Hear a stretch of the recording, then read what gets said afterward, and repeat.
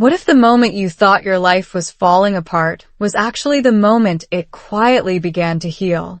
In this slow, real English story, I share how moving to America, struggling with language, love, and marriage led me to a painful divorce and an unexpected second chance. If you've ever felt lost, stuck, or ready to give up, this story might change how you see endings forever. When love feels heavy. I didn't believe that sentence when I first heard it. Honestly, I thought it was something people say to make pain sound poetic.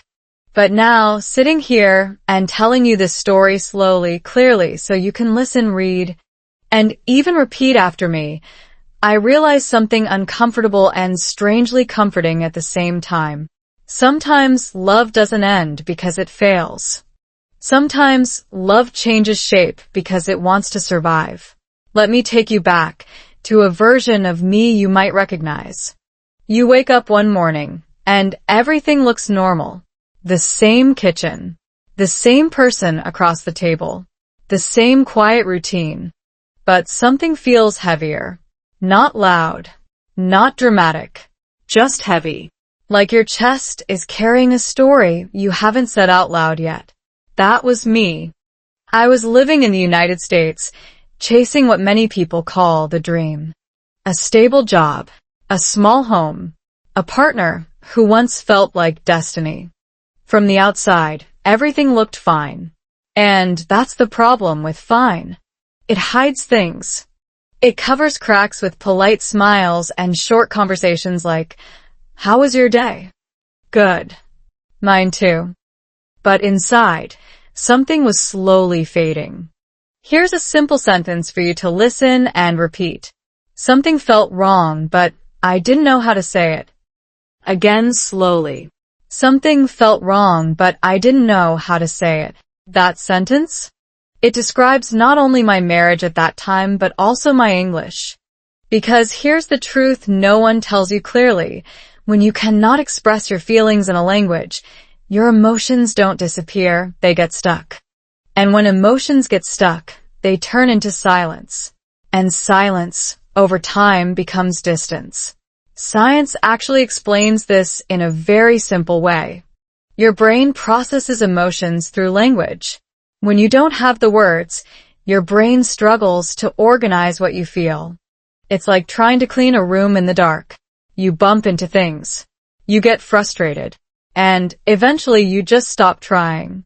That's what happened to us. We didn't fight loudly. There were no dramatic scenes. No broken plates. No shouting matches. Just quiet misunderstanding. And strangely, that made it worse. Because when people argue, at least they are still trying to be heard. But when people go quiet, it often means they've started to give up. Let me show you a small, simple moment. One evening, we sat on the couch. The TV was on, but neither of us was really watching. I remember wanting to say something important. Something honest. Something like, "I feel lonely even when I'm with you." But what I actually said was, "I'm just tired." Do you see the difference? Repeat this with me. I feel lonely even when I'm with you. That sentence could have changed everything. But I didn't say it. And here's the part that might surprise you. It wasn't just fear. It was also language. I didn't trust my English enough to carry something that heavy. I was afraid of choosing the wrong words. Afraid of being misunderstood. Afraid that my feelings would sound smaller than they really were. So instead, I chose silence. And silence, over time, became our new language. Now, if you're watching this and thinking that sounds like me, I want you to pause for a second. Because this is where many people get stuck, not just in relationships, but also in learning English. You think the problem is vocabulary, or grammar, or pronunciation. But often the real problem is emotional hesitation. You don't speak because you're afraid. Afraid of mistakes. Afraid of judgment. Afraid of not being understood. And here's the ironic part. This is backed by psychology. Your brain actually learns faster when you make emotional connections. When you say something real, something personal, something meaningful, your memory becomes stronger. But if you stay silent, your brain stays passive. So in a strange way, my failing marriage and my slow English had the same root problem. I wasn't speaking. Let's practice something simple together. Say this out loud. I want to say something important. Again. I want to say something important. Now, imagine saying that to someone you love. Feels different, right? Because language is not just words. It's courage. And back then, I didn't have enough of it. Days turned into weeks.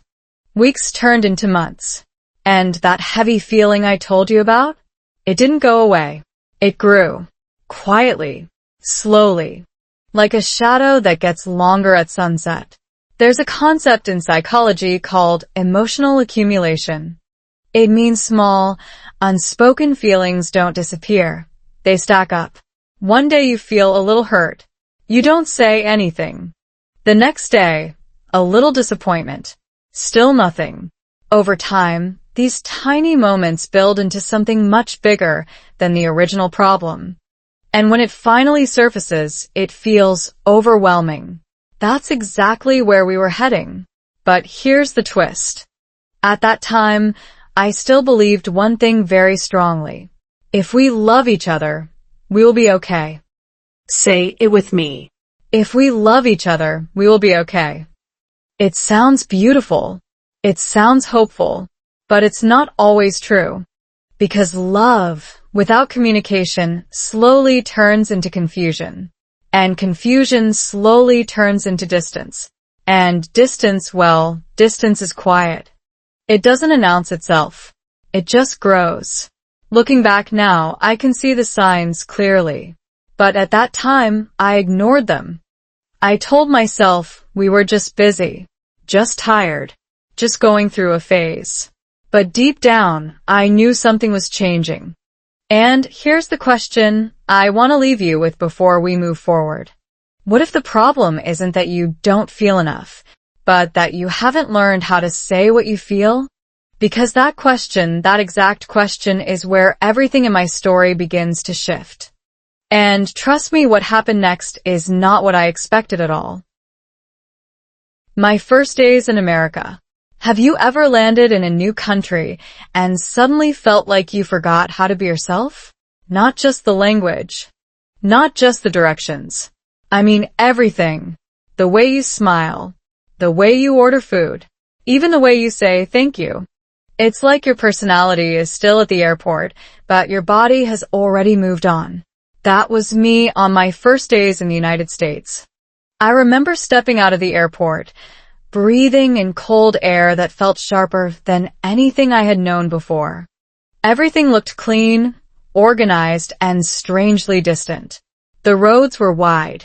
The people walked fast. The silence between strangers felt intentional. And then reality hit me with a very simple situation. A cashier looked at me and said, "How's it going?" My brain froze. Because I knew those words. I had studied them, practiced them, heard them 100 times. But in that moment, they didn't feel like language anymore. They felt like pressure. So I smiled awkwardly and said, "Yes." Let's pause and repeat the correct response together. "It's going well, thank you." Or even simpler, "Good, thanks. And you?" Again slowly, "Good, thanks, and you?"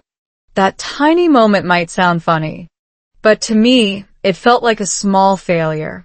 And small failures, when repeated every day, start to change how you see yourself. Because here's something interesting from psychology.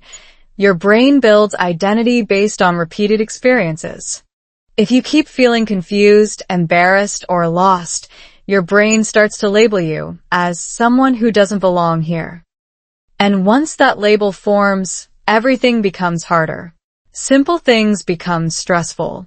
Ordering coffee becomes a performance. Answering a question becomes a risk. Starting a conversation feels like standing on a stage without a script. I remember going to a coffee shop alone. I stood in line, quietly listening to the people in front of me. Can I get a grande latte without milk? Sure, anything else? That's all, thanks. Simple, right? Now, let's practice one sentence. Can I get a coffee, please? Again. Can I get a coffee, please? But when it was my turn, my heart was beating so fast. It felt like the barista could hear it. My mind wasn't thinking about coffee anymore. It was thinking, what if I say it wrong? What if they don't understand me? What if people behind me get annoyed? So when the barista smiled and asked, what can I get for you? I panicked and said the shortest thing possible. Coffee. No es mai. No confidence. Just one word. And in that moment, I didn't feel like a person ordering coffee. I felt like someone trying to survive a situation. Now here's where things get deeper. Language is not just communication. It's connection. When you cannot express yourself fully, you don't just lose words. You lose pieces of your personality. Your humor becomes quieter. Your opinions become shorter. Your emotions become simplified. And over time, you start to feel invisible. That feeling followed me everywhere. At the grocery store, at work, even at home. Because yes, this is where the story connects back to love. The person who would later become my partner was also living in that same world of limited words. We were both trying to build a life in a place where everything felt new, fast, and slightly out of reach. We met in a very simple way. No dramatic music. No perfect moment. Just two people standing in the same environment, feeling equally out of place. And sometimes, that's how connection begins. Not through perfect communication, but through shared confusion. I remember our first real conversation. It wasn't smooth. It wasn't impressive. It was slow, full of pauses, small mistakes, and a lot of nervous laughter. Let's recreate a simple version of that kind of conversation. Hi, where are you from? I'm from Vietnam. And you? I'm from here. Oh, nice. Again slowly. Where are you from? I'm from. You see how simple that is? But at that time, those small sentences felt like big steps. Because each word carried effort. Each sentence carried courage. And something unexpected started to happen. When you talk slowly, when you struggle together, when you laugh at small mistakes, you create a different kind of connection. A softer one. A more patient one. We didn't fall in love because we were perfect. We fell in love because we understood what it felt like to not be understood. And in that space, we felt safe. But here's the part one didn't realize back then. That same limitation, the same simple language that brought us closer, would later become the thing that pushed us apart. Because in the beginning, simple English is enough. Are you okay? I miss you. Let's eat. I like you. But love doesn't stay simple. Over time, relationships need deeper conversations. They need words like, I feel overwhelmed. I need support. I don't feel heard. Repeat this with me. I don't feel heard. Again. I don't feel heard. These are not easy sentences. They require emotional vocabulary, confidence, vulnerability. And back then, we didn't have enough of those tools. So while our life in America slowly became more stable, something else stayed fragile. Our communication. And here's a truth that many people only realize too late. You can survive in a new country with basic English, but you cannot build a deep relationship with basic communication. That difference is everything. Looking back, those early days in America were not just about learning a new language. They were about learning how to exist in a new version of myself. A quieter version. A more careful version. A version that smiled more than it spoke. And maybe you felt that too. Maybe you've had moments where you knew exactly what you wanted to say in your own language, but couldn't find the right words in English. That gap, that space between thought and expression, that's where many important things get lost. Feelings, opportunities, even love. At that time, I thought I was just learning English. But in reality, I was slowly learning something much bigger. I was learning how silence can shape a life. And what I didn't know yet was that this silence was quietly preparing us for a story that would test everything we thought we understood about love, communication, and letting go. Because soon we would move from simple conversations to complicated emotions. And that's where things begin to change. In a way, neither of us was ready for. We met in silence. There's something strangely powerful about two people who don't have enough words, but still choose to stay. Not because everything is easy, not because communication is perfect, but because in that quiet space, something feels safe. That's how our story really began. Not with a perfect sentence, not with confidence, not even with clarity. It began in silence. If you've ever tried to speak a new language, you know this feeling. Your mind is full. Your heart is full. But your mouth? Your mouth only gives you 3 or 4 simple words at a time. So instead, you use other things. You use eye contact. You use small smiles. You use timing. You use presence. And somehow those things become your language. I remember the first time we sat together for more than 5 minutes. No pressure. No expectations. Just 2 people sharing space. We didn't talk much, but it wasn't uncomfortable. And that's rare, because usually silence between strangers feels awkward. Your brain starts asking questions like, should I say something? Is this weird? Do they think I'm boring? But with this person, it felt different. It felt calm. And here's something interesting from psychology. When 2 people feel safe in silence, it often means their nervous systems are relaxed around each other. No pressure. No performance. Just presence. That's exactly what we had. Let's try a simple sentence together. I feel comfortable with you. Again. I feel comfortable with you. Back then, I didn't say that sentence. But I felt it. And sometimes, feelings come before words. Our conversations were simple, almost childlike, but honest. Did you eat? Yes. You? Yes. Pause. Smile. Work busy. A little. Okay. If you look at those sentences, they seem empty, but they weren't. Because behind each short answer was effort. Behind each pause was thinking. Behind each smile was understanding. We weren't just talking. We were trying. And that matters more than perfect grammar. Here's a small practice for you. Say this out loud. I'm trying my best. Again. I'm trying my best. That sentence describes our relationship in the beginning. We weren't impressive. We weren't smooth. But we were trying.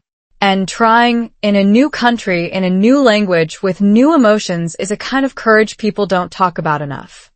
Now let me tell you something a little funny and a little important. One day, I wanted to say something romantic.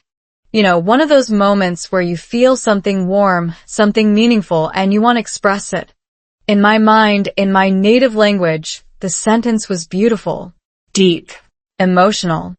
But when I tried to translate it into English, it came out like this. Like being near you. Let's repeat it. I like being near you. Simple. Very simple. But the feeling behind it, much bigger. And that's the strange magic of early love in a second language. Your words are small, but your emotions are not. And sometimes, that makes everything feel more real. Because you don't have extra words to hide behind. No complicated explanations. No overthinking. Just truth, in its simplest form. We started spending more time together. Walking in parks. Sitting in quiet cafes. Watching movies we didn't fully understand, but didn't really need to. Because the goal wasn't perfect comprehension. The goal was connection. And slowly something grew. Not loudly, not dramatically, but steadily, like a small flame that refuses to go out. But here's the part that I didn't see clearly at that time. Silence can bring people together, but it can also hide things. Because when you don't have enough words, you also don't ask deeper questions. You don't say, "What are you afraid of? What do you need in a relationship? What makes you feel loved?" Repeat this with me. What do you need? Again, what do you need? That question is one of the most important in any relationship, and we never really asked it. Not because we didn't care, but because we didn't have the language or maybe the courage to go that deep. So instead, we stayed in the safe zone. Simple talks, simple feelings, simple understanding. And for a while, it was enough. Actually, more than enough. It felt peaceful. It felt stable. It felt like we had found something rare in a busy, confusing world. Two people choosing each other without needing too many words. But life doesn't stay simple. And love, if it wants to grow, eventually asks for more. More honesty, more clarity, more expression. And here's where things begin to shift. Because what starts as comfortable silence can slowly become unspoken distance if you're not careful. At that time, I didn't know the difference. To me, silence still felt safe, still felt warm, still felt like connection. But underneath that quiet surface, something else was quietly forming. Unasked questions, unshared thoughts, unspoken needs. And like we talked about before, those things don't disappear. They wait, they build, they grow, until one day they need to be heard. And when that day comes, simple words are no longer enough. Looking back now, I can say this clearly. We didn't fall in love through perfect communication. We fell in love through shared silence. And that silence was beautiful, but it was also incomplete. Because love needs more than feeling. It needs expression. It needs language. It needs courage. And soon life would put us in situations where silence was no longer an option. Where we had to speak. Where we had to explain. Where we had to understand each other in ways we were not ready for. And that's when everything begins to change. Not suddenly. Not dramatically. But quietly again. Just like how it started. Love grew. Words didn't. Have you ever watched something grow and at the same time felt something else quietly fall behind? It's a strange feeling. Almost invisible at first. Like two lines moving in different directions, but so slowly that you don't notice the distance until one day it's too wide to ignore. That was us. Our love was growing. But our words were not. In the beginning, simple English felt enough. Actually, it felt kind of beautiful. There was something pure about saying things like, "I miss you. Are you okay? Let's eat together. Let's repeat one together. I miss you." Again, "I miss you." Short, Clear.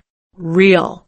and for a while, those simple sentences carried everything we needed. They were like small bridges connecting two hearts in a foreign land. We built routines, cooking together, watching shows, laughing at little misunderstandings. Sometimes we even laughed at our own English.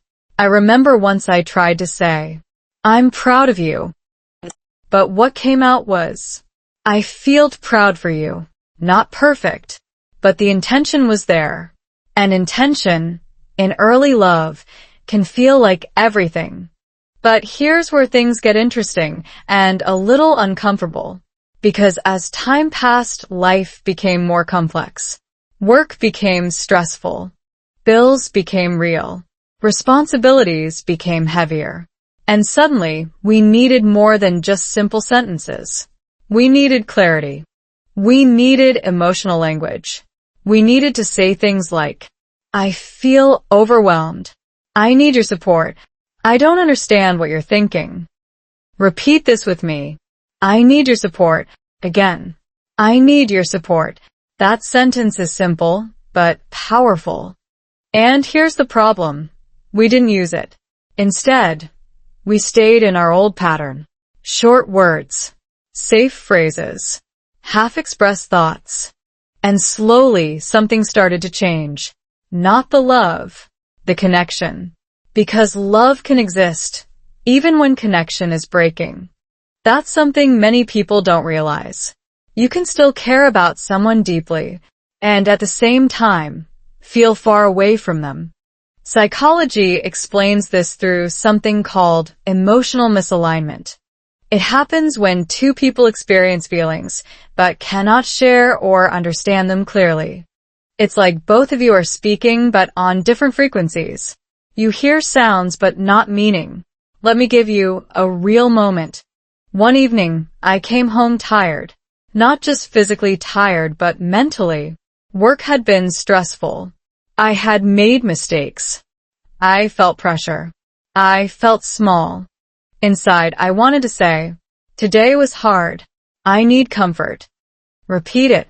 Today was hard. I need comfort. But what I actually said was, work is okay. And then silence. Do you see what happened there? My real emotion never reached the other person. So their response was simple. That's good. And just like that, a chance for connection disappeared. Not because we didn't care, but because we didn't communicate. Now imagine this happening again and again and again. Small missed moments. Small unsaid feelings. Small misunderstandings. Each one seems harmless. But together, they create distance. And here's the tricky part. From the outside, everything still looks fine. No big fights. No dramatic arguments. No obvious problems. Just less talking. Less sharing. Less understanding. And your brain starts to tell you, maybe this is normal. Maybe all relationships feel like this. Maybe I'm just tired. But deep down you feel it. That quiet gap. That invisible wall. That growing space between what you feel and what you say. Let's practice something important. I don't know how to explain this. Again, I don't know how to explain this.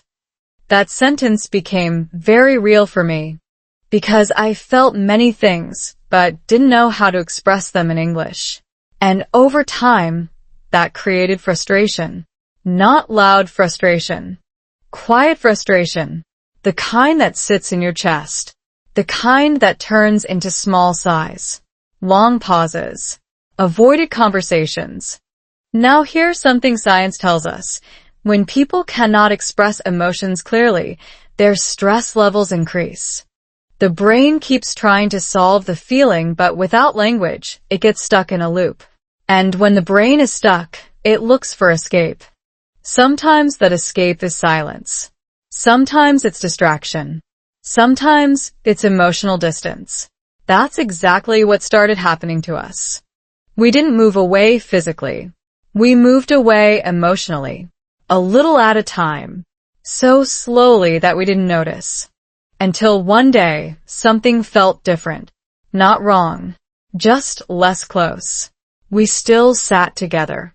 Still ate together. Still lived in the same space. But the energy had changed. And here's a sentence I want you to really feel. We were together, but not connected. Again, we were together, but not connected. That sentence is simple English, but it describes something very deep. Because connection is not about being in the same place. It's about being understood. And understanding requires language. Not perfect grammar. Not advanced vocabulary. But honest expression. And we didn't have enough of that. Looking back now, I can see clearly. Our love was real. Our intentions were good. But our communication was incomplete. And incomplete communication slowly creates complete misunderstanding. That's the irony. You think you're protecting the relationship by avoiding difficult conversations, but in reality, you're slowly weakening it. At that time, I didn't know how to fix it. I thought maybe we just needed more time, more patience, more effort. But I didn't realize something important.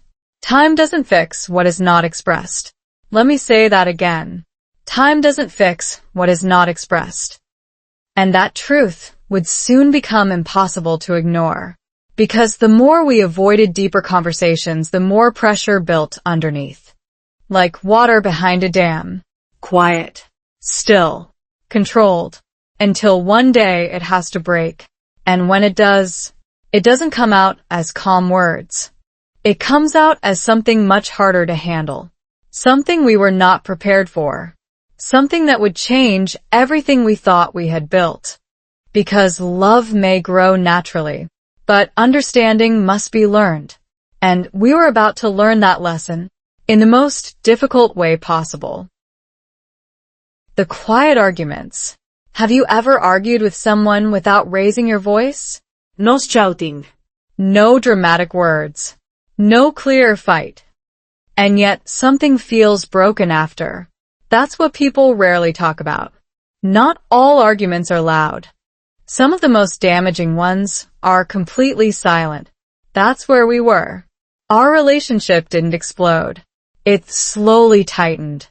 Like a knot you don't notice at first, until one day, it's too tight to untangle. At this point, we were still living together. Still sharing the same space. Still doing the same routines. But something had changed. Not love. Not commitment. Communication. Or more specifically, the lack of it. Let's start with a simple sentence. I'm not upset. Repeat it. I'm not upset.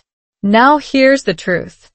Most of the time, when someone says that they are upset, that sentence became very common between us. Small situations started happening more often.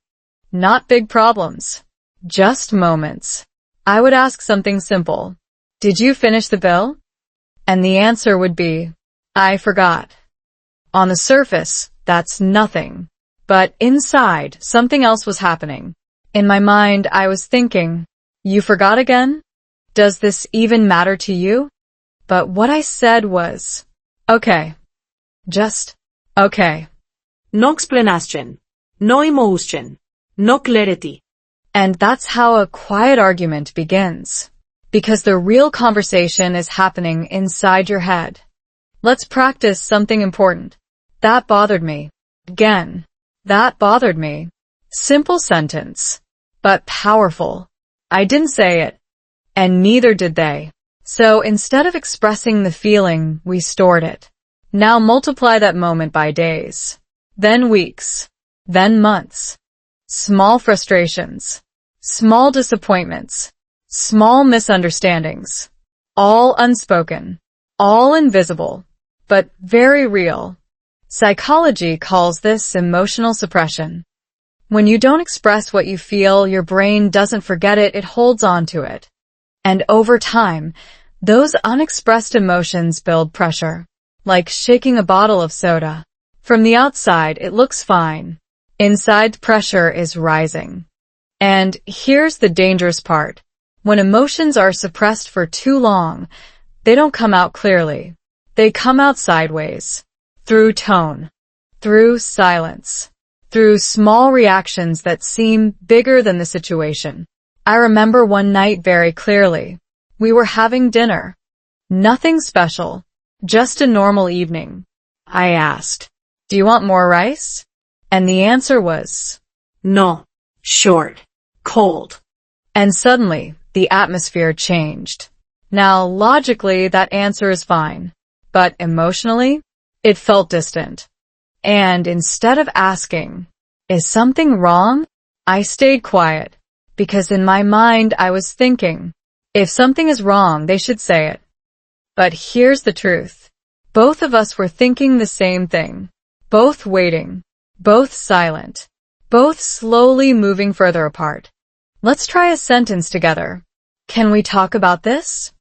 Again. Can we talk about this? That sentence could have opened a door. But we didn't use it, because at that time, talking felt risky. What if the conversation became too emotional? What if we didn't understand each other? What if things got worse? So we chose the safer option. Silence. But silence is not neutral. Silence is a decision. And over time, it becomes a pattern. Our arguments look like this. Less eye contact. Shorter answers.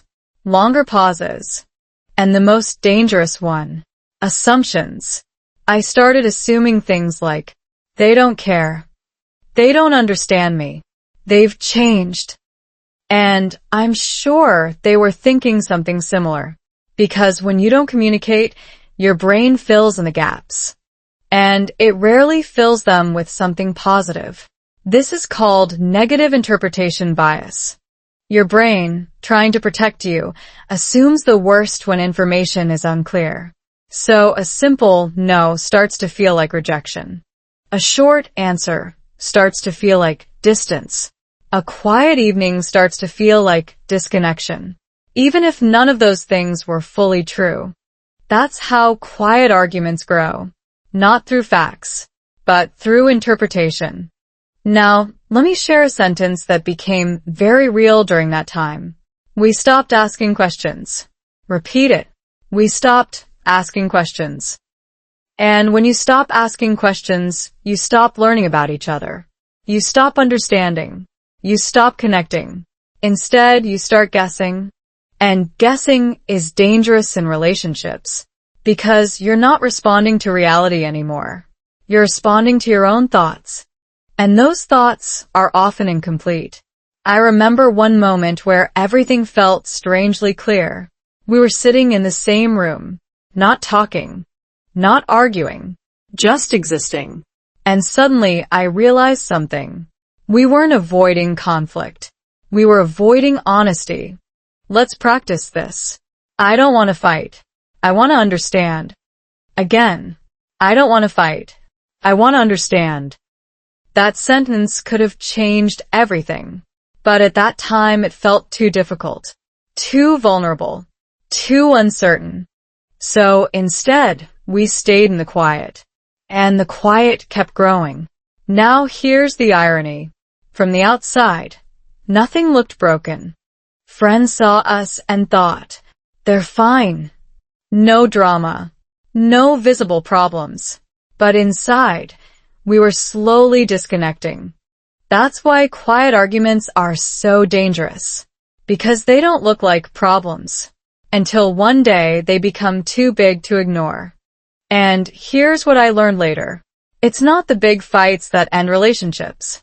It's the small, repeated moments where nothing is said. Let me say that again.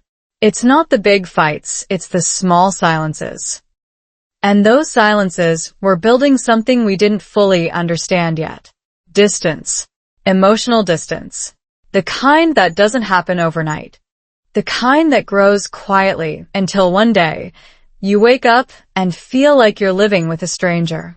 We weren't there yet, but we were getting close. Closer than we realized. Because when people stop talking honestly, the relationship doesn't end immediately. It slowly fades. And we were about to reach a moment where fading was no longer possible. Where everything we avoided would finally come to the surface. And when that happens, silence is no longer an option. When we started breaking, there's a moment in some relationships that doesn't feel like a crash. It feels like a quiet crack. No loud sound. No dramatic scene. Just a subtle shift where something that used to feel strong no longer feels the same. And the strangest part? You don't know exactly when it started. That was the moment we entered. Not the end. Not yet. But the beginning of something breaking. If you've ever experienced this, you'll understand. It's not obvious at first. Life continues.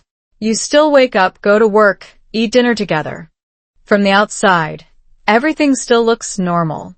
But inside, something feels off. Not wrong enough to panic, but not right enough to ignore. Let's start with a sentence. Something has changed. Repeat it. Something has changed. At that time, I didn't say those words out loud, but I felt them every day. It showed up in small ways. We stopped sharing random thoughts. You know those little moments when something funny happens and you can't wait to tell the other person? Those moments disappeared. I would think, I'll tell them later. But later never came. And slowly, we stopped being part of each other's inner world. That's where breaking really begins, not in big events, but in small disconnections. Psychology calls this emotional withdrawal. When people start pulling back, not because they don't care, but because they don't feel safe or understood enough to stay open. And here's the tricky part. Emotional withdrawal doesn't look dramatic. It looks calm. Too calm. I remember one night where everything felt unusually quiet. No tensión. No argument. Just silence. And suddenly, that silence didn't feel safe anymore. It felt empty. That's when I realized something important. Silence can mean peace, but it can also mean distance. And the difference between those two is connection. Let's practice a sentence. I feel far from you. Again. I feel far from you. That sentence stayed inside me for a long time, because saying it felt too real, too honest, too risky. So instead, I stayed quiet, and so did they. Now here's something science explains very clearly. When emotional needs are not met over time, the brain begins to protect itself. It reduces emotional investment. It tells you, don't feel too much. Don't expect too much. This is called emotional detachment. And once it starts, it's very hard to notice, because it feels like less pain, but it's also a less connection. That's exactly what was happening to us. We were still together, but we were feeling less excitement, less curiosity, less effort. Not because we didn't care, but because something inside us was slowly shutting down. I remember trying to start conversations, simple ones. How was your day? And the answer would be, okay. Then silence. Before, I would ask more questions. Now, I didn't, because something in me thought, what's the point? Let's pause and repeat this. What's the point? again. What's the point? That sentence is dangerous, because once it enters a relationship, effort starts to disappear. You stop trying as much. You stop asking deeper questions. You stop sharing things that matter. And over time, you stop expecting connection. Now here's the part that really matters. We didn't sit down and say, let's stop caring. It didn't happen like that. It happened quietly, through small choices. Not asking. Not saying, not trying. And those small choices added up. I remember one moment that felt like a turning point. We were sitting together but both looking at our phones. No conversación. No eye contact. Just two people in the same space, living separate experiences. And suddenly I had a thought. When did we stop being curious about each other? Let's practice that. I want to understand you. Again. I want to understand you. That sentence used to be natural. Now it felt distant. Because curiosity requires energy. And energy comes from emotional connection. And that connection was fading.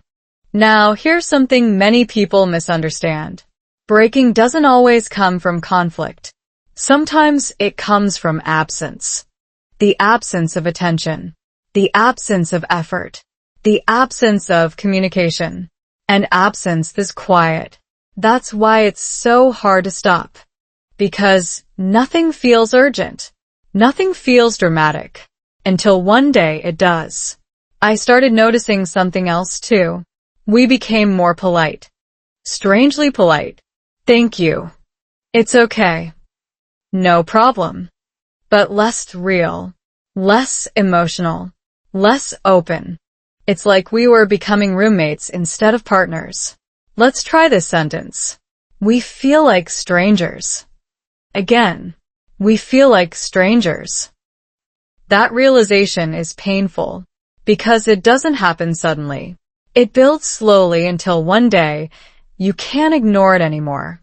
And here's the hardest part. At that time, I still loved them. And I believe they still loved me. But love, without connection, starts to feel confusing. You care, but you don't feel close. You stay, but you don't feel present. You try, but you don't know how. That's where we were. In between. Not broken enough to leave. Not connected enough to stay the same. And that space is one of the most uncomfortable places to be, because you feel stuck. Let's repeat this. I feel stuck. Again. I feel stuck. That was my reality. And maybe it's yours too. If you've ever felt this in a relationship, or even in your journey learning English, you know what I mean. You're not failing. But you're not moving forward either. You're just there. And that there becomes exhausting. Because deep down you know something needs to change.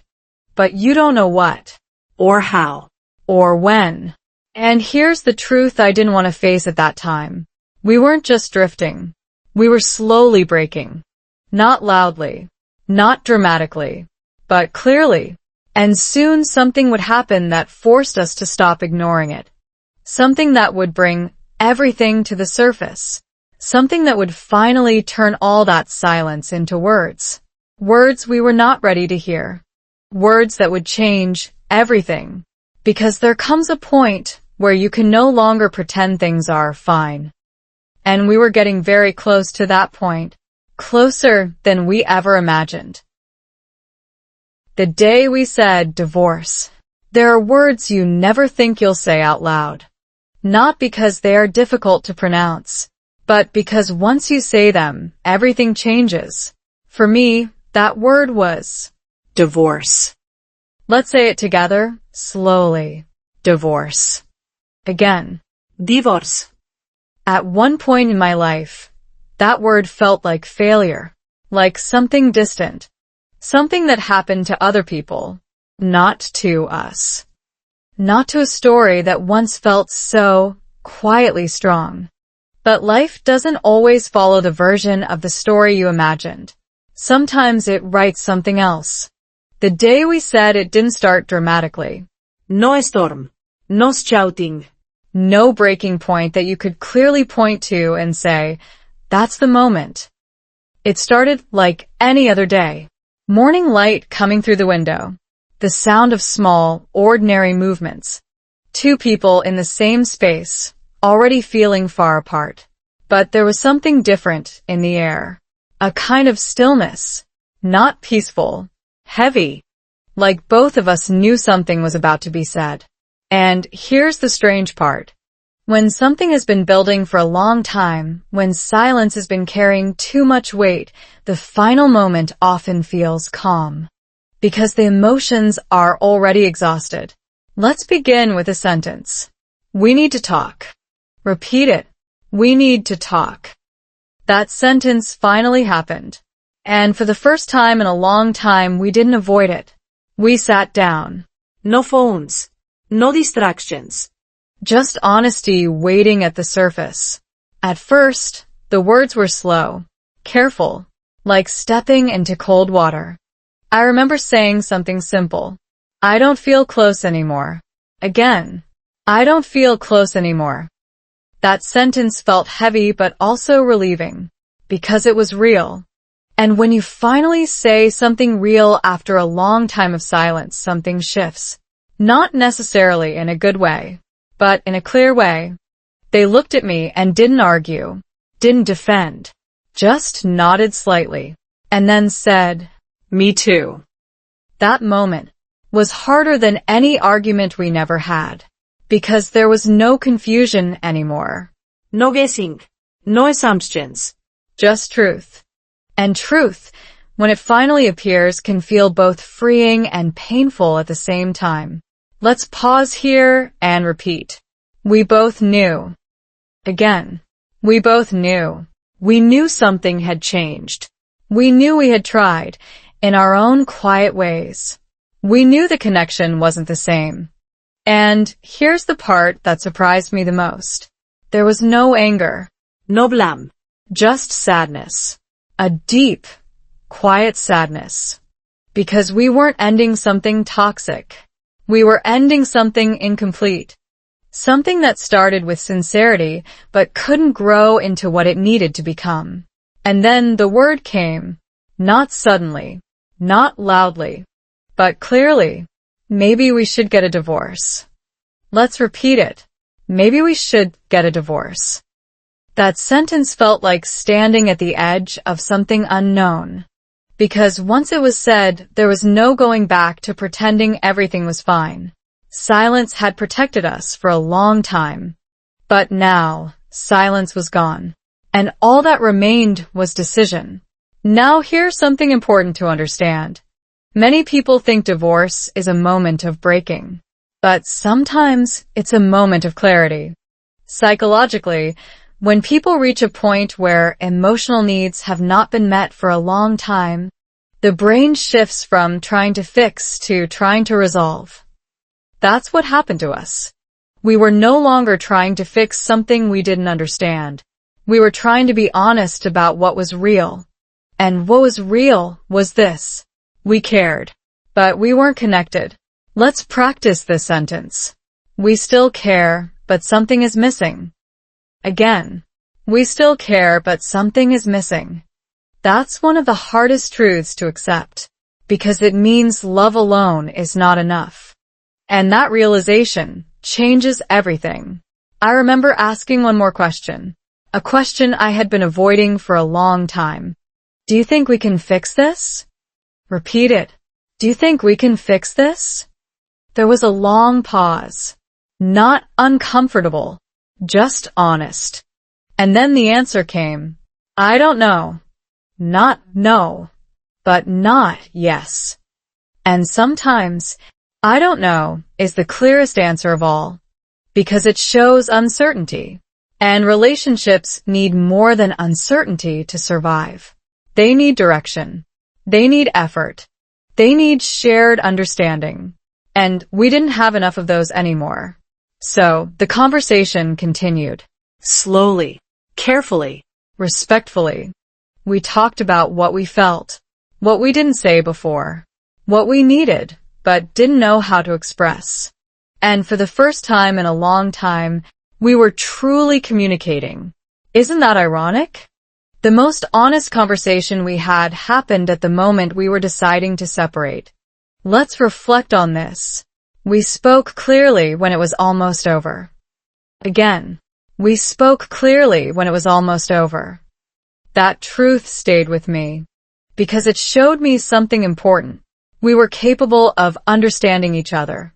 We just didn't do it when it mattered most. Now here's the emotional part. Saying divorce didn't feel like freedom. It felt like letting go of a version of the future we once believed in. The plans, the routines, the idea of forever. All of it gently slipping away. But at the same time, there was something else. Something quiet. Something unexpected. Relief. Not because we wanted to end things, but because we were finally being honest. And honesty, even when painful, has a way of creating space. Space to breathe. Space to think. Space to begin again. But not together. At least, not in the same way. Looking back now, I can say this clearly. That day was not the moment we broke. We had already been breaking slowly for a long time. That day was the moment we stopped pretending and chose truth instead. Even when it hurt. Even when it scared us. Even when we didn't know what would come next. Because sometimes, letting go is not giving up. Sometimes, it's the bravest form of holding on. But at that time, I didn't fully understand that yet. To me, it still felt like an ending. A quiet, heavy ending. What I didn't know was that this ending was about to teach me something I never expected. Something about language. Something about love. And something about myself that I had been avoiding for a very long time. Learning to speak again. Have you ever lost something and only then realized how important it was? Not when you had it, not when it was right in front of you, but only after it was gone. For me, that something wasn't just a relationship. It was my voice. Not my physical voice. Not my ability to make sound, but my ability to express what I truly felt clearly, honestly, in English. Because after the divorce conversation, something strange happened. The silence we had lived in for so long disappeared. And suddenly I had space. Too much space. No one sitting across from me at dinner. No small daily conversations. No shared routines. Just me and my thoughts. And when you're alone with your thoughts long enough, they start asking questions you can't ignore. Questions like, why didn't you say what you felt? Why did you stay quiet for so long? Why were you afraid to speak? Let's begin with a simple sentence. I didn't say what I felt. Repeat it.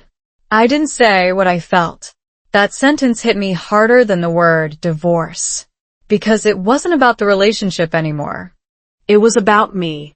My habits. My fears. My silence. And here's the uncomfortable truth I had to face. I wasn't just quiet because of my English. I was quiet because I was afraid. Afraid of being misunderstood. Afraid of saying the wrong thing. Afraid of creating conflict. And over time that fear became a pattern.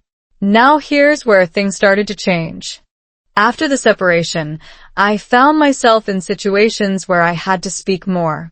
Not because I wanted to, but because I had no choice. At work. In daily life.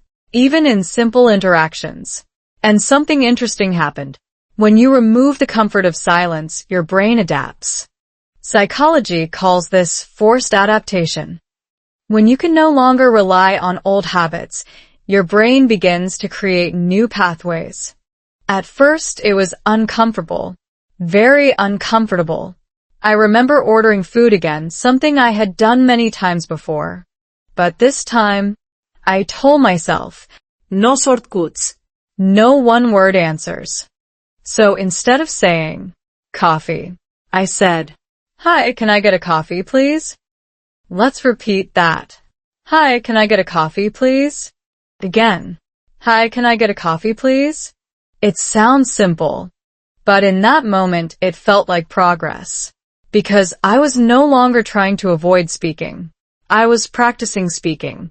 And that's a big difference. Now here's something backed by science. When you practice language in real-life emotional contexts, your brain creates stronger memory connections. It's called context-based learning. You don't just remember the words, you remember how they felt. And after the divorce, everything felt more real, more emotional, more honest.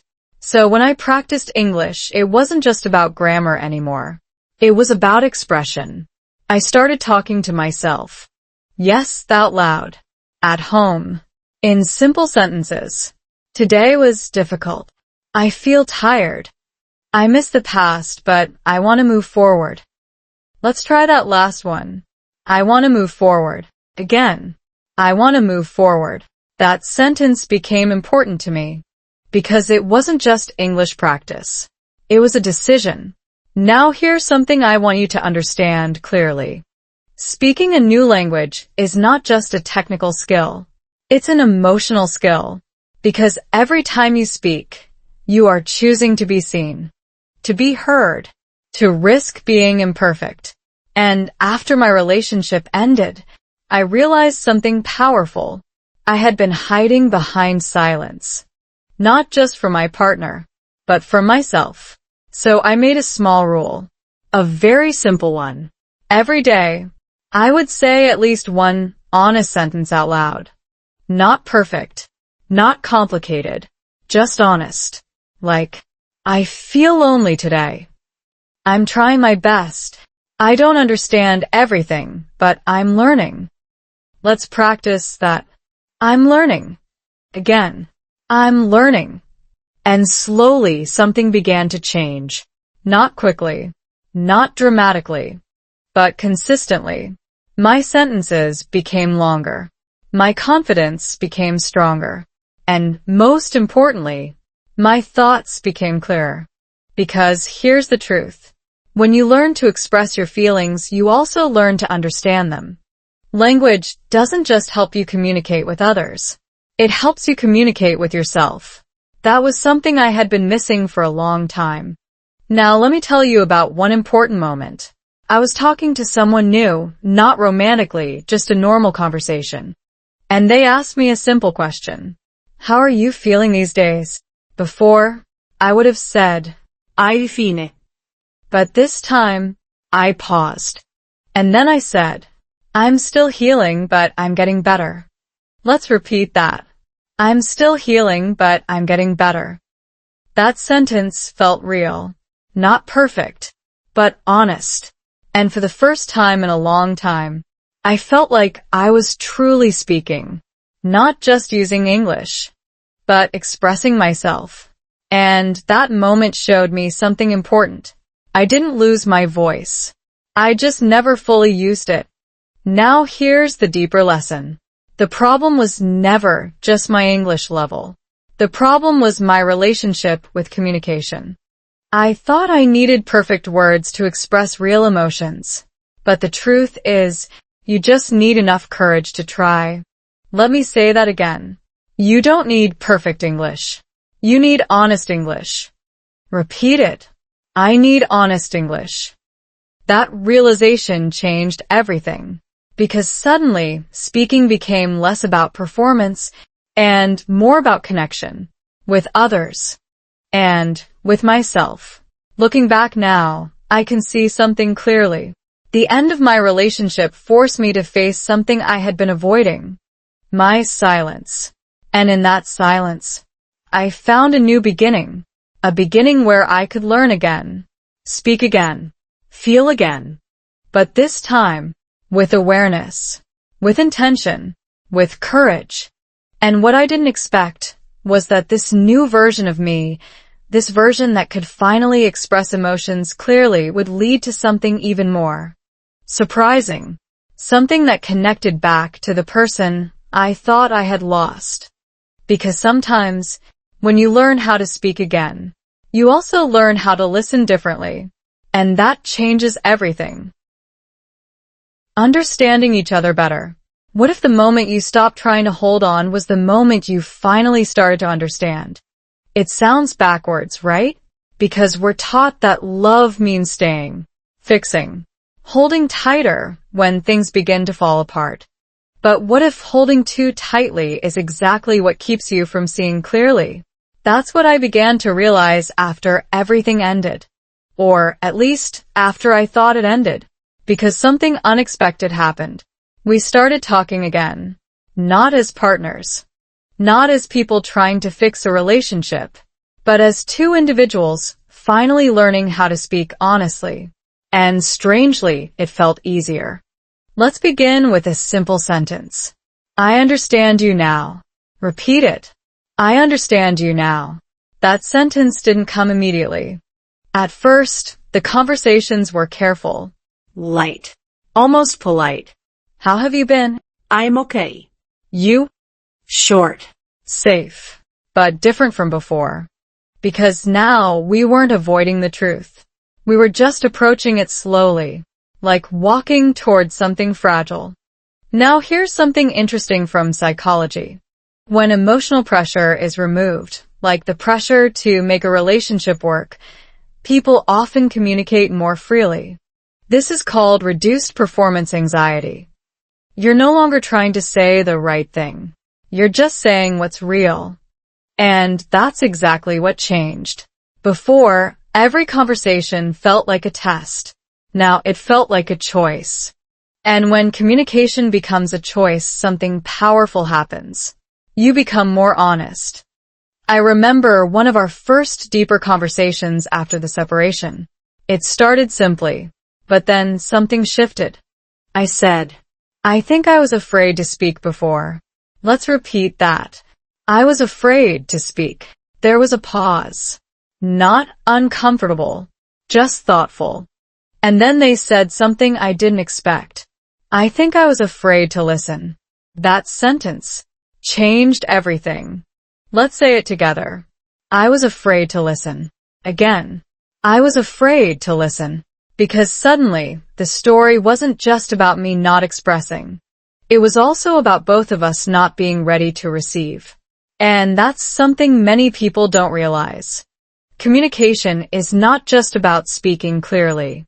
It's also about listening openly, without defense, without assumption, without preparing your reply before the other person finishes. We didn't have that before. But now we were learning it. Slowly, awkwardly, honestly. And for the first time, we started to understand each other, not as partners trying to fix something, but as people trying to be real. I began to see things I hadn't seen before. Moments where they tried, but I didn't notice. Times when they felt overwhelmed, but didn't know how to say it. Silences that weren't distance, but confusion. Let's practice this. I didn't see it before. Again. I didn't see it before. That sentence carries a lot of weight. Because it means the problem wasn't always what we thought. Sometimes it was perspective. And when your perspective changes, your understanding changes too. Now here's something even more surprising. We started apologizing. Not in a dramatic way. Not to fix the past. But to acknowledge it. I remember saying, I'm sorry I didn't try to explain more. Repeat it. I'm sorry. I didn't try to explain more. And hearing, I'm sorry I didn't ask more questions. That moment felt peaceful. Not because everything was okay, but because everything was clear. And clarity is something we didn't have before. Now let's talk about something important for you, especially if you're learning English. When you practice real emotional sentences, you're not just improving your language. You're improving your awareness. Because sentences like, I feel confused. I need time. I want to understand you. These are not just English practice. They are life skills. Let's say one together. I want to understand you. Again. I want to understand you. That sentence became central in our conversations. Not to rebuild the relationship, but to finally see each other clearly. And here's the irony. We understood each other better after we let go than when we were trying to stay together. Why? Because there was no pressure. No expectation. No fear of what happens next. Just honesty. Now, I'm not saying this happens in every situation. But in our case, letting go removed the noise. And when the noise disappeared, we could finally hear each other. I started noticing small things.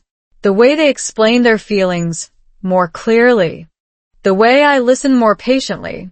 The way we paused instead of reacting. It felt like we were speaking a new language. Not just English, but emotional language. And this time, we were both learning it. Let's try this sentence. I'm listening now. Again. I'm listening now. That sentence is simple, but powerful. Because listening is where understanding begins. Now here's the deeper realization. Our relationship didn't fail because we didn't care. It struggled because we didn't communicate effectively at the time we needed it most. And timing matters. Let me say that clearly.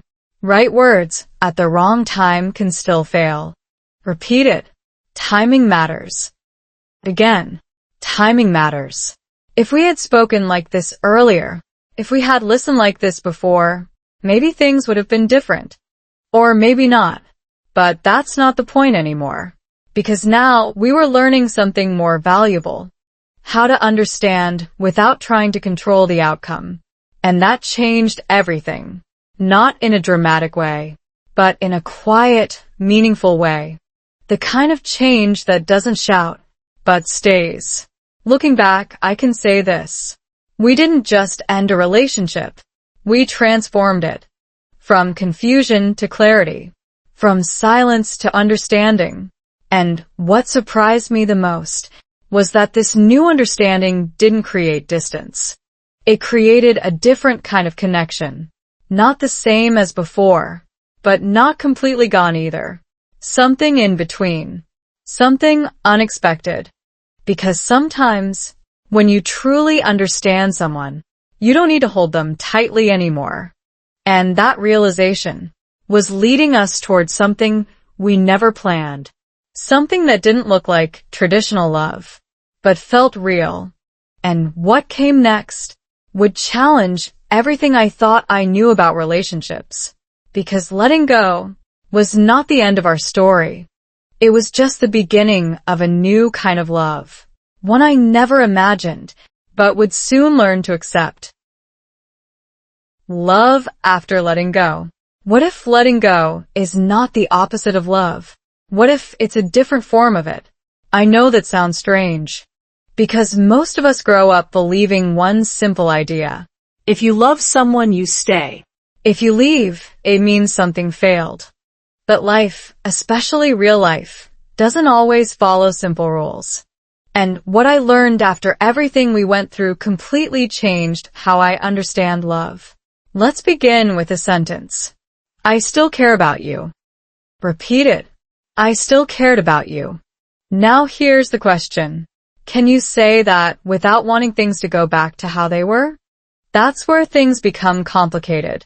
Because after we separated, after we started understanding each other better, something unexpected happened.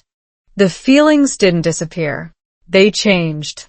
They became a lighter, less attached, but still real. We didn't go back to being a couple. We didn't try to rebuild the same relationship. But we also didn't become strangers. We became something else. Something in between. And at first that confused me, because my mind kept asking, what are we now? Is this right? Is this healthy? Let's practice this. I don't understand this feeling. Again, I don't understand this feeling. That's exactly where I was. Because emotionally I felt close. But logically, we were no longer together. And here's where psychology offers something interesting. There's a concept called secure detachment. It means you can care about someone, respect them, and even feel connected without needing to control or possess the relationship. In other words, you let go, but you don't lose the connection. That's what we were slowly learning. Not perfectly, not easily, but honestly. I remember one day we met for coffee. Just as two people who shared a past. No expectations. No pressure. And the conversation felt different. More relaxed. More open. More real. At one point I said, I'm glad we can talk like this now. Let's repeat that. I'm glad we can talk like this. And the response was simple. Me too.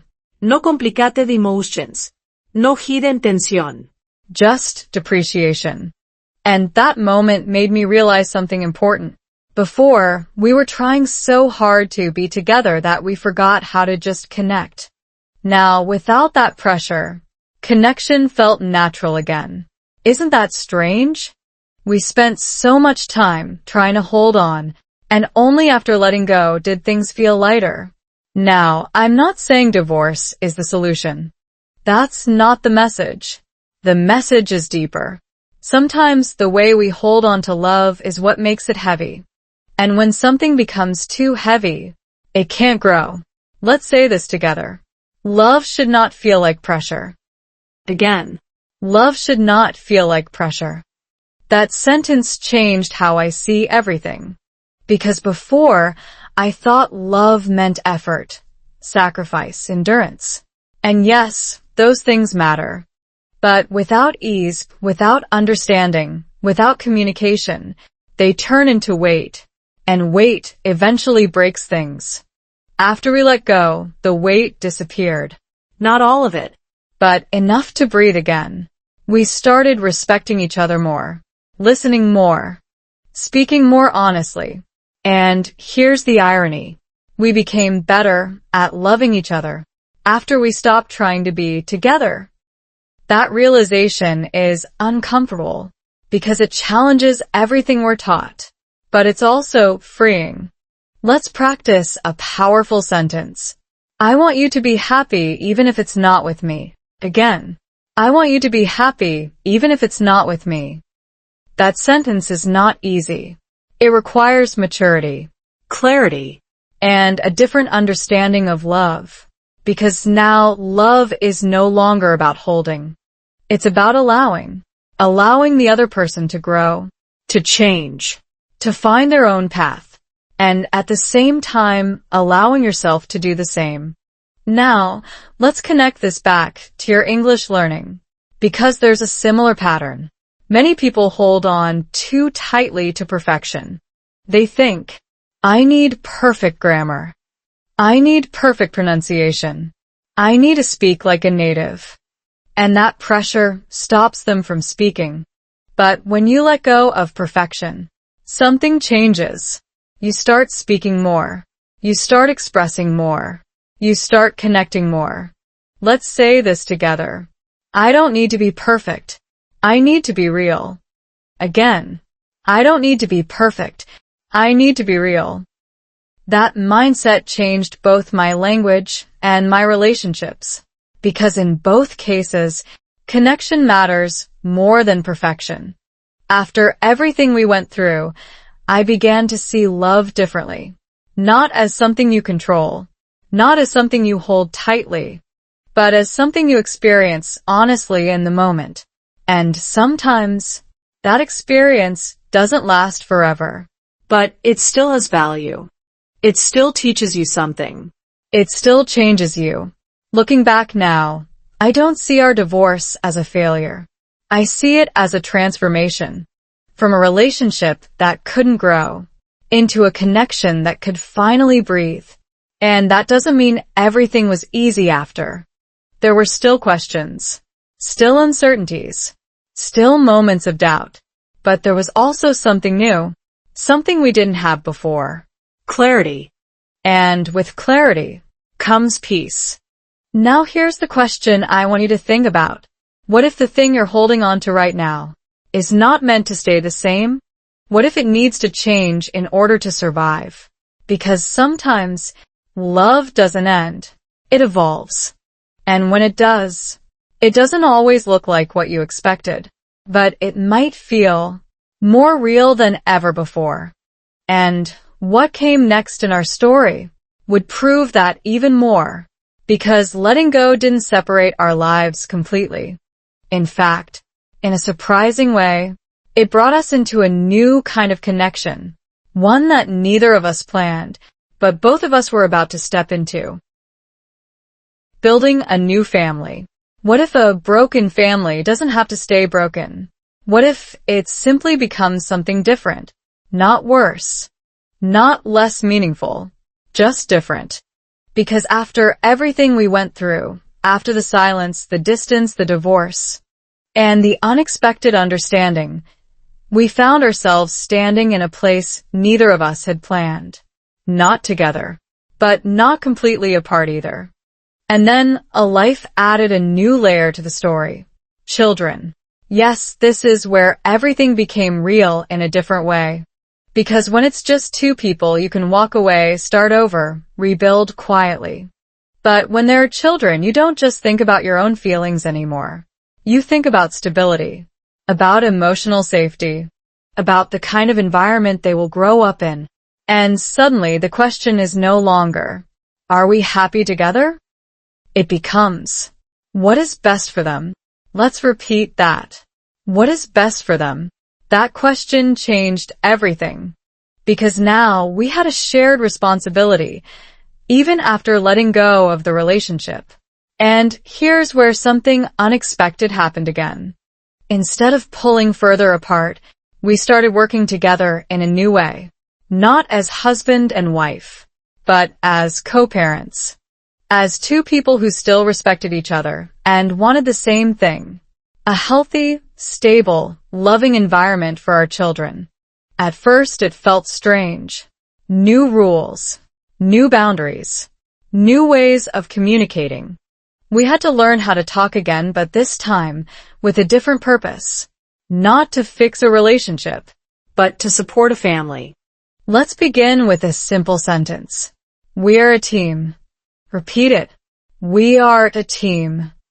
That sentence became important because even though the relationship changed, the responsibility didn't disappear. And being a team required something we didn't fully have before: clear communication. Now, remember everything we learned earlier about silence, about unspoken feelings, about avoiding difficult conversations? That couldn't happen anymore because children notice everything. Not just what you say, but how you say it. Not just your words, but your energy. Psychology calls this emotional modeling. Children learn how to understand relationships by observing the adults around them. So if we stayed distant, cold, unclear, they would feel it, even if we never said a word. And that realization pushed us to grow. Not perfectly, but intentionally. I remember one conversation where we had to discuss something simple: schedules, responsibilities, daily routines. Before, this kind of conversation might have been tense, but now we approached it differently. I said, "Let's figure this out together." Repeat it. Let's figure this out together. That small shift from me versus you to us solving a problem made a huge difference. Because now communication had a purpose, and purpose creates clarity. We started setting boundaries, respectful ones, healthy ones, not to create distance, but to create balance. And here's something important to understand. Boundaries are not about pushing people away. They're about defining how to stay connected in a healthy way. Let's practice this. This works for me. Again, this works for me. Simple sentence, but powerful. Because before, we didn't express what worked or didn't work. Now we had to, for ourselves, and for our children. And slowly, something beautiful began to form. Not a traditional family. Not the picture-perfect version people imagine, but a real one. A functional one. A peaceful one. We started showing up differently. More patient. More aware. More willing to listen. Because now it wasn't about being right. It was about being present. Let's say this together. I want to do what's right. Again. I want to do what's right. And sometimes what's right doesn't look like staying together. Sometimes it looks like changing the structure to protect the connection. Our children saw something important. They didn't see two people fighting. They didn't see cold silence.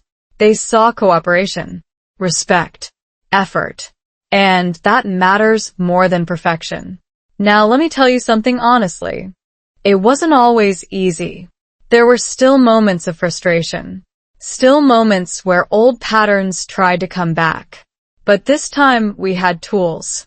We had awareness. We had language. And that made all the difference. Because now, instead of staying silent, we spoke. Instead of assuming, we asked. Instead of avoiding, we addressed. Let's practice this. Can we talk about this? Again. Can we talk about this? That sentence became a bridge. A simple one, but strong. And over time, that bridge helped us build something new. Not the same relationship, but a new kind of connection. One based on clarity, on respect, on shared purpose. And here's the part that surprised me the most. We became better partners after we stopped being partners. Because now, we understood each other. We listened. We communicated. We respected boundaries. Things we didn't fully do before. And that's the irony of growth. Sometimes, you learn the lesson too late for the original situation, but not too late for what comes next. Looking back now, I don't see our family as broken. I see it as rebuilt. In a different shape. With a different structure. But with stronger foundations. Because this time, it's built on awareness. Let's end with this sentence. We are still a family. Repeat it. We are still a family. That sentence carries truth. Not the traditional kind, but the real kind. And what I didn't expect was that this new version of family, this new way of connecting, would lead to something even more meaningful. Something that felt like an ending, but was actually a beginning. Because sometimes, when you rebuild something from the ground up, you create something stronger than before. And in the final part of the story, you'll see exactly what I mean. Because the ending we thought we had was never really the end. The happy ending we didn't expect. What if your ending is just a version of the story you haven't learned how to read yet? Not the final page. Not the last chapter. Just a moment where the meaning hasn't become clear. Because when I look back at everything, moving to the United States, struggling with English, falling in love, growing apart, saying divorce, learning to speak again, and building a new kind of family, I realized something surprising. Nothing actually ended. It transformed. And the ending I feared the most became the beginning I needed the most. Let's begin with a sentence. This is not the end. Repeat it. This is not the end. At the time, I didn't believe that. Divorce felt final. Heavy. Permanent. Like closing a door you can never open again. But life doesn't always work like doors. Sometimes it works like paths. You think one path is closed, and then you notice another one quietly waiting beside it. Not better. Not worse. Just different. And that's where our story led us. We didn't go back to being a couple. That chapter stayed closed. But something else opened. A deeper understanding. A healthier connection. A more honest way of existing in each other's lives. And over time that became something meaningful. Something stable. Something real. Let's practice this. We found a new way. Again. We found a new way. That sentence describes everything. Because instead of forcing the past to return, we allowed something new to grow. And here's what surprised me the most. Happiness didn't come from fixing the relationship. It came from understanding it. From accepting what worked and what didn't. From learning the lessons instead of avoiding them. Now let me tell you something important. For a long time, I thought the goal was to have a perfect relationship. No conflict. No confusión. No pain. But that's not real. Real relationships are messy.